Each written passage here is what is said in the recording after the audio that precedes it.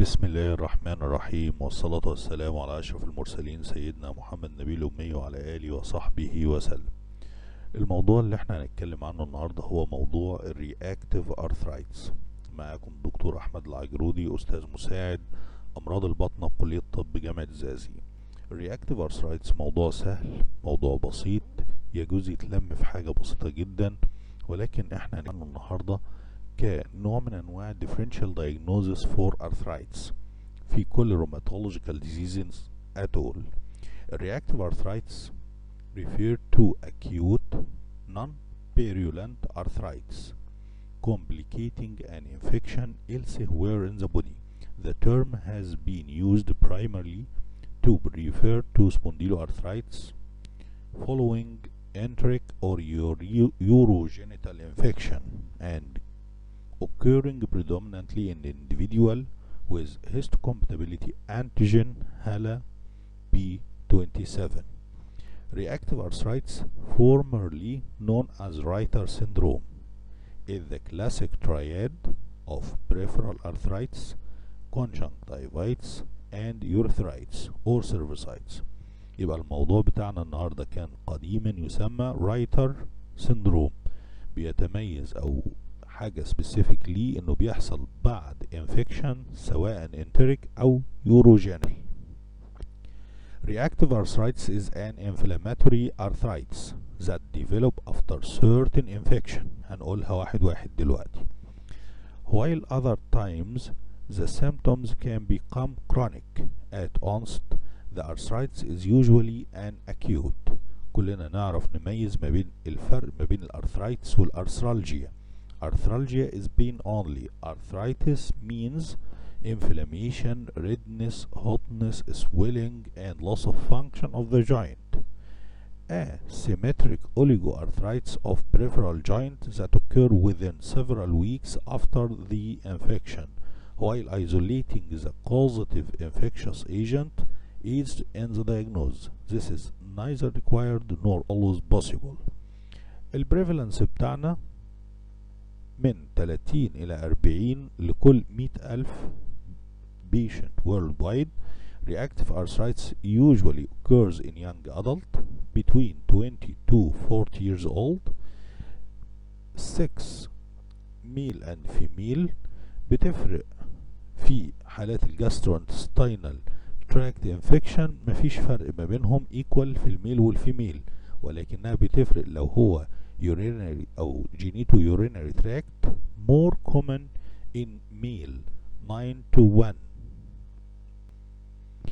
clinical picture arthritis.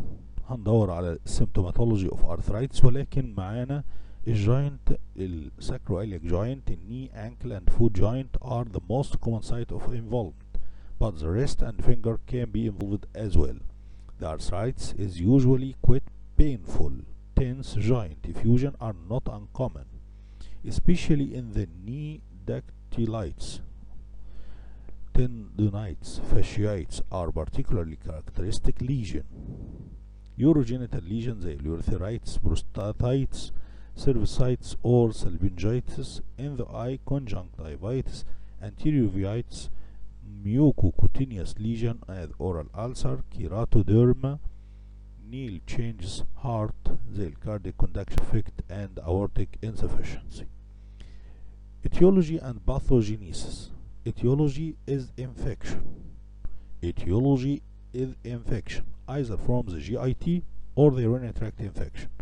Most, if not all, of the triggered organism produced lipopolysaccharide and share a capacity to attack the mucosal surface, to invade host cell and survive intracellularly. Antigens from chlamydia, Yersinia, Salmonella and Shigella has been shown to be present in the synovium or synovial fluid leukocytes of the patient with reactive arthritis for long period following the acute attack. T cells that specifically respond to antigen of the inciting organism are typically found in the inflamed synovium, but not in the peripheral blood of the patient. Pathophysiology.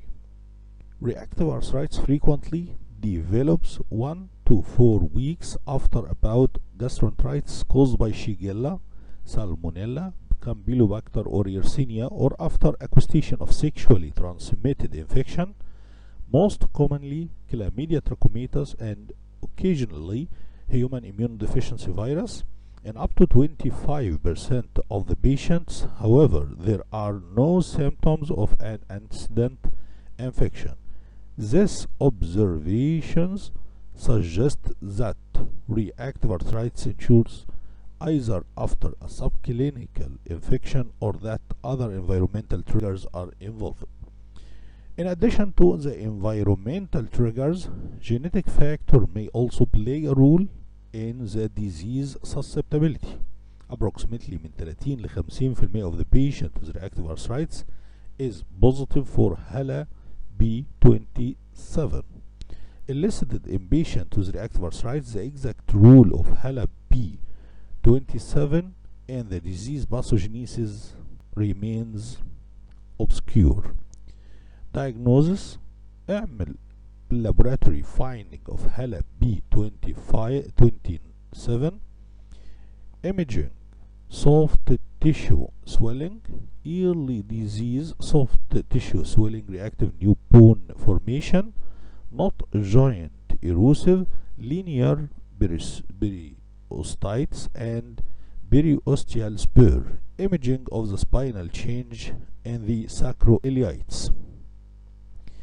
Diagnosis of reactive arthritis is a clinical diagnosis. قولا واحدا مفيش specific test يخليني أقول إن الحالة دي reactive arthritis. No definite diagnostic laboratory test or imaging radiographic finding. The diagnosis should be entertained in any patient with an acute inflammatory asymmetric additive arthritis or tendinitis. Synovial fluid aspiration and analysis may be helpful in excluding septic or crystal-induced arthritis. Treatment: نفس المنظر أو نفس الشكل بتاع treatment of rheumatoid arthritis. Treatment: the goal of pharmacotherapy are to reduce morbidity, to prevent joint damage, and to alleviate extra-articular disease. Antibiotic according to the infection ممكن ادي الدوكسيسايكلين، الكلاريسومايسين، الماكروليد، اذيثرومايسين، السيبروفلوكساسين، اوفلوكساسين اور بيرفلوكساسين، وكل واحد بالدوز بتاعته. نون سترويدال انتي انفلاماتوري دراج زي الديكلوفيناك، الميلوكسيكام، نيموسوليد اند ايبوبروفين. كورتيكوسترويد لو في انفلاميشن، لو في ارثرايتس ممكن ادي بريدنيزون 1 ملي جرام بير كيلو جرام بير داي. الديمارد disease modifying anti-rheumatic drug in patient with chronic symptom or in patient with persistent inflammation despite the use of the agents mentioned above. Other second line drugs may be used. Clinical experience with those so-called disease modifying anti-rheumatic drug اللي هي DMARD. Sulfasalazine may be beneficial in some patients. The use of this drug in reactive arthritis is of interest because of the finding of clinical or subclinical inflammation of the bowel. In many patients, sulfasalazine من 2 ل 3 جرام per day. بعد كده ممكن استعمل ميثوتريكزيت من 7.5 ل 15 ملي جرام كل اسبوع. Can be used in patient who present with rheumatoid-like disease. Several reports have shown good response. Reported also described the use of azathioprine. Patient with reactive arthritis and HIV should not receive methotrexate. Other disease-modifying anti-rheumatics زي tumor necrosis factor blocker have been demonstrated to be beneficial مع chronic and complicated case. في الآخر أنا ممكن أعمل الفيزيكال ثيرابي may be instituted to avoid the muscle wasting and to reduce pain. Activity should otherwise be as tolerated by the patient. The prognosis: Reactive arthritis typically follows a self-limited course with resolution of symptom by 3 to 12 months, even in patients who are acutely incapacitated. However, reactive arthritis has a high tendency to recur, particularly with ocular and urogenital inflammation. Individuals who are HALA P27 positive are at higher risk of recurrence. A new infection or other stress factor could cause reactivation of the disease.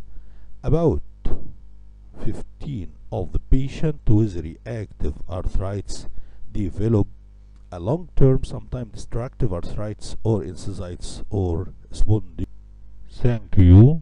ده كل ممكن اللي احنا نقدر نقول عن موضوع النهارده في reactive arthritis بإذن الله. أتمنى لكم التوفيق إن شاء الله.